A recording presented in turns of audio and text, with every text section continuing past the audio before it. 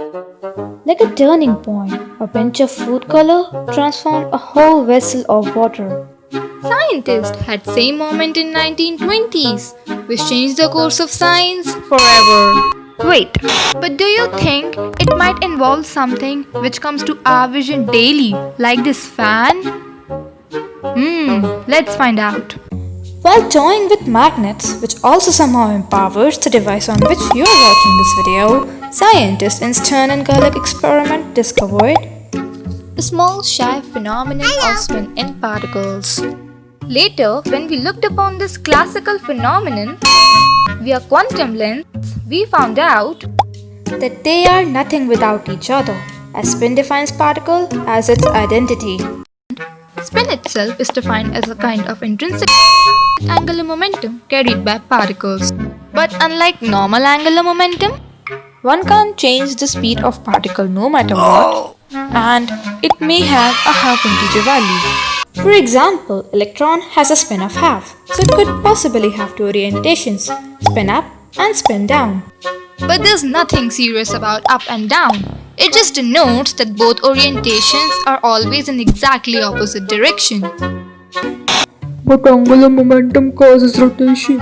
Does that mean that these particles might also be spinning like me?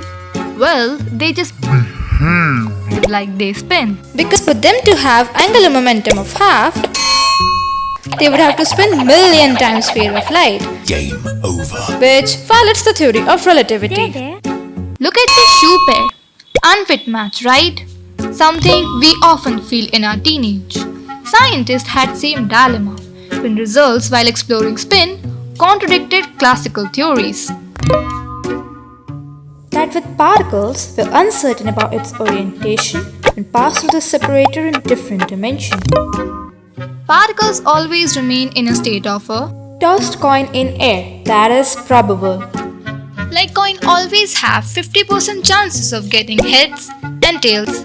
Similarly, particles have 50% chances of getting spin up or down, irrespective of how many times we measure it. This is called superposition, which makes spin a quantum property.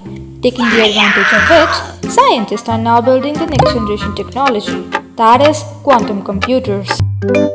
Do we need to talk about this stupid spin in such a big pandemic where it is not even relatable?